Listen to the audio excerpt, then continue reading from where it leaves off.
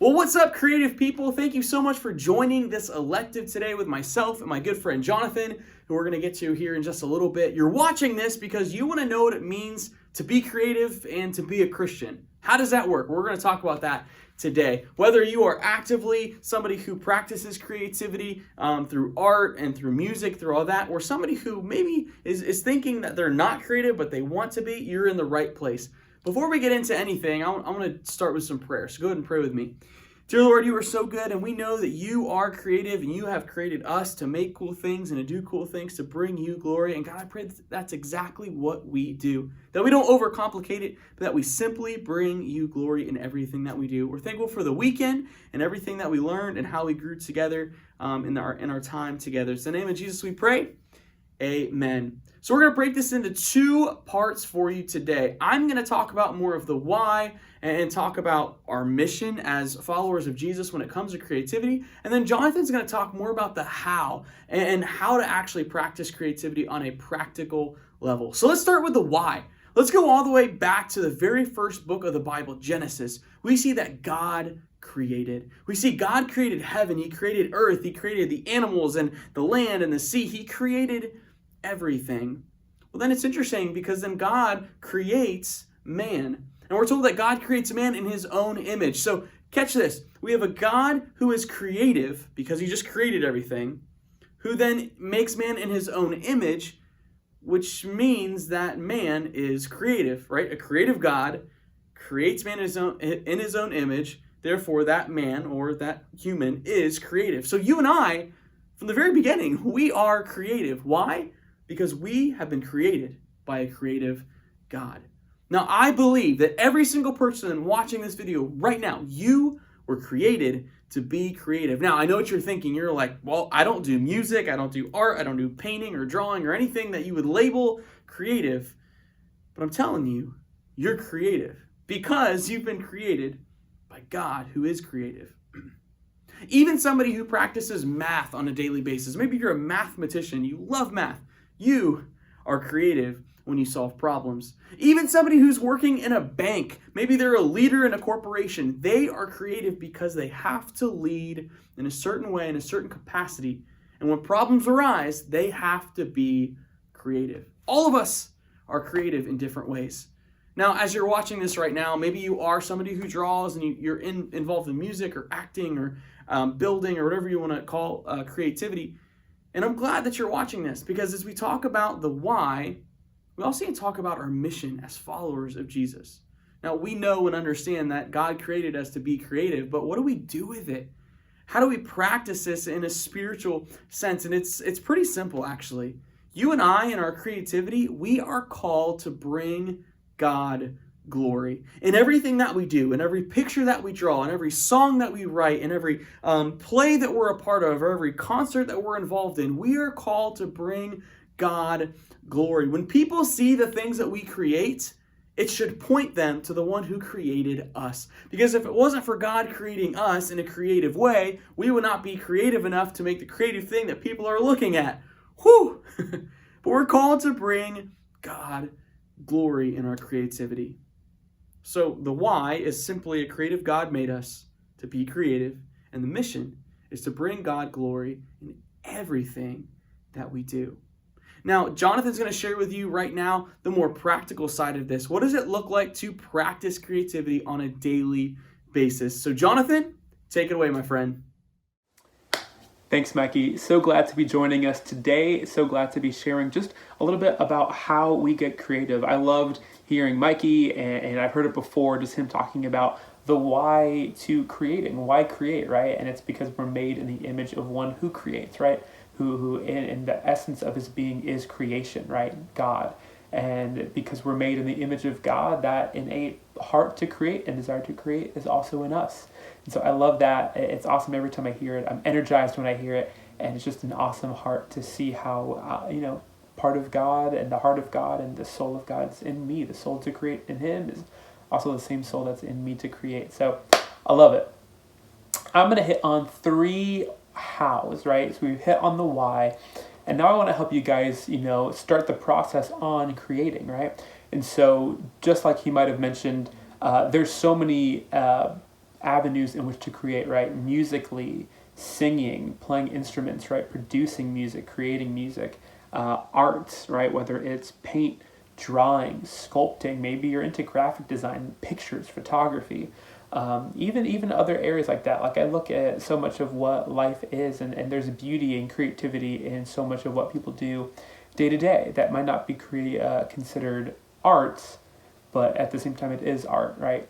So just a little bit on the how, on the executing side of creativity. I have three things for us. Like I said, there are books, dozens, if not hundreds of thousands of books written on creating and how to get the creative juices flowing and stuff like that. I want to give us three practical things that we can do in our daily lives to help us continue to create. These are things that I've used, that people have told me to use, and I think they're just going to be a blessing to you if your true desire is to create. And so the first thing I want to say, number one, is but have that guitar in your hands, right? Have that camera, right? You should be looking up stuff. Like as much as you can involve that practice in your life of living in that thing that you create, right? I think Kevis is a great example. Who's our lighting director at church.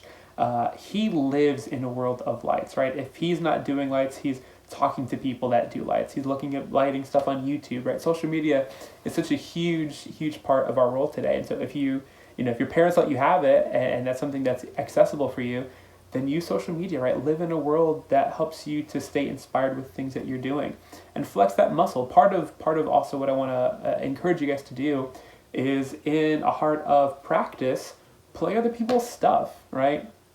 And so obviously as a musician, right, you start off playing other people's music, right? And so even as a songwriter, if you are trying to write music or you're trying to do some sort of film editing, it's not a bad idea in a form of practice to duplicate someone else's work, right? I think about someone like Brandon Barnett, who also works at church. He has such a cool way of capturing video, right? With the way that he moves the camera, his zooms, his pans, the way that he edits. And so it might not be a bad thing to try and be like, you know what? I'm going to try and edit a video just like Brandon Barnett. I'm going to look at the cameras he uses. I'm going to look at the video editing that he does. I'm going to look at how he gets his shots. And just for practice, I'm going to do a Brandon Barnett style video, right? As a style of practice, I would write a song that, let's say, Sean Curran, one of my favorite songwriters, he's from Passion City Church in Atlanta. I was like, hey, let me just write a song like I think Sean Curran is going to write a song. And so just that form of practice, doing it every day, mimicking other people's styles of art, of creation, is just a great practice, right? It's something you want to do every day. It's like a muscle. And the more you flex that muscle, the more you work that muscle up, the stronger that muscle is going to get, the stronger you are going to get as a creator, and you're just going to blossom. So that's tip number one, is do it as often as you can, do it daily. Another two people that I love to listen to, I'm a songwriter and I'm a musician, so most of my hints and tips are going to be looked at through a lens of music. But like I said, if it's video, if it's graphics, if it's whatever you want to call your creative arts, maybe you have multiple, these are applicable to all of them. But I want to hit on John Foreman. He is a lead singer of a band called Switchfoot. He's a songwriter as well. He writes a song a day.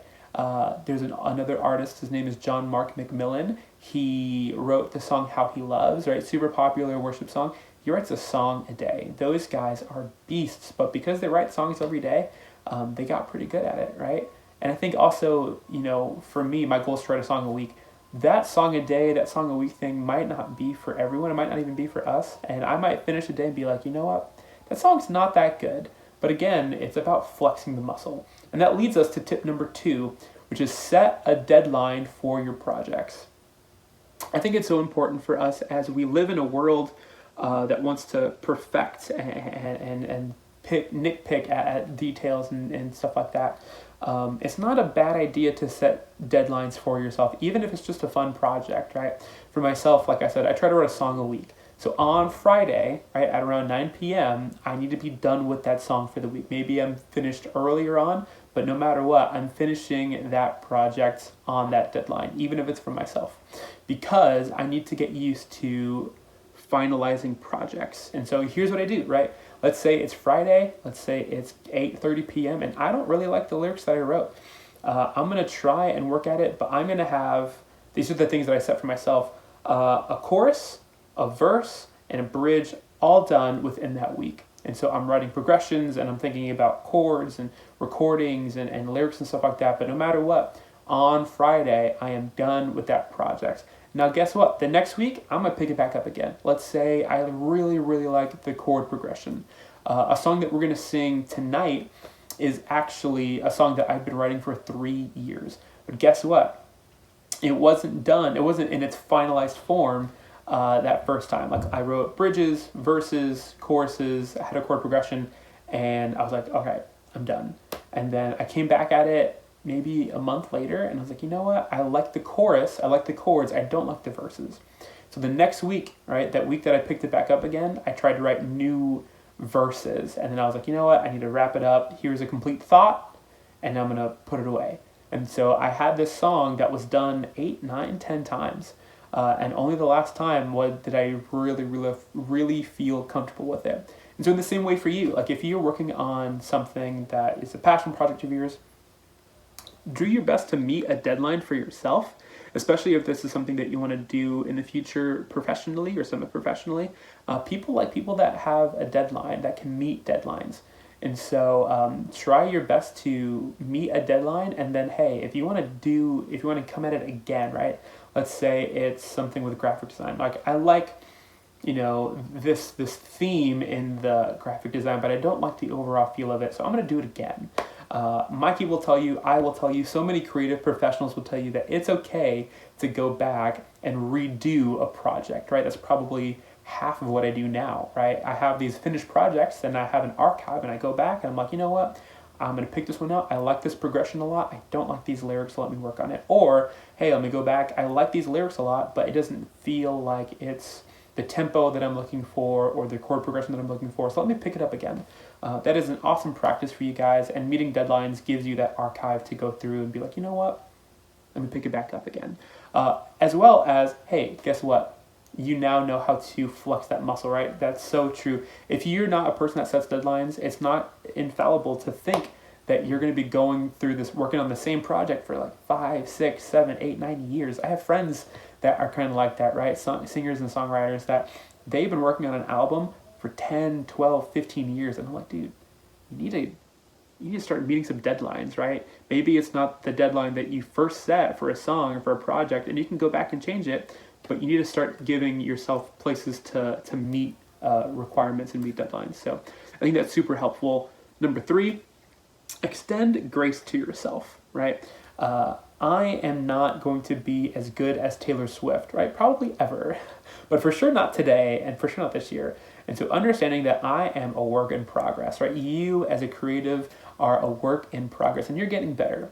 And so understanding that you know what, for me, the songs that I wrote the first 8 years of my life didn't really get a whole ton of action, right? Putting them up on Spotify, putting them up on iTunes, putting them up on YouTube, and whatever you want to stream it on. It was cool, but I also understood that I am not going to get 50 million streams. And so when you extend mercy to yourself to make some mistakes, to not be super popular, to not be super loved, we really hit at the why we're creating, right? I'm not creating to get super famous. I'm not creating so that I can make millions and millions of dollars. Not a bad thing, but it's not the reason why I'm making and creating art. I'm creating art because I want to honor God with these things that I love to do. I love to play the guitar. I love to write music, and that is just an avenue for me to honor God with, and hopefully inspire a couple people along the way to see God in a new light, right? That's why I love writing songs for you, because hopefully in this song you guys get to think and learn about God in ways that you haven't before.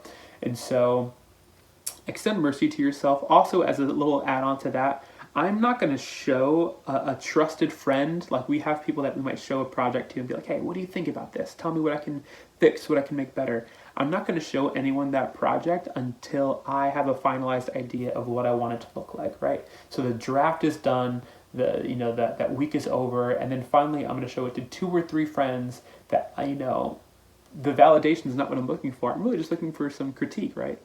Hey, tell me what you like about it. Tell me what you don't like about it. Tell me how I can be better as a creative. a lot of people tend to show everyone, right? I finished this project. I'm going to put it up on Instagram. I want the world to see it. Before I do that, I show my 2 or 3 good friends that I trust, that know me, that aren't going to really crush my dreams and my feelings, but say, hey, like, you did really good. This isn't as good as you think it is, right? Or this can use a little bit of touch up. This can use a little bit of work. And then you go back and you touch it up. And, for me, I love my 2 or 3 friends. They share projects with me. I share projects with them. And it's just an awesome relationship that we built on being creative. Anyway, that's it. I hope you guys have just learned a little bit more, right? Practice as much as you can, if not daily. Set deadlines for projects, and extend mercy to yourself, right? I think those 3 things are going to help you, and no matter where you are in your stage as a creative, those 3 things are always great reminders, if not great things to learn and stick by. And just know that I'm praying for all our creatives here at Community Students. I hope you guys are blessed and you enjoy the rest of your weekend.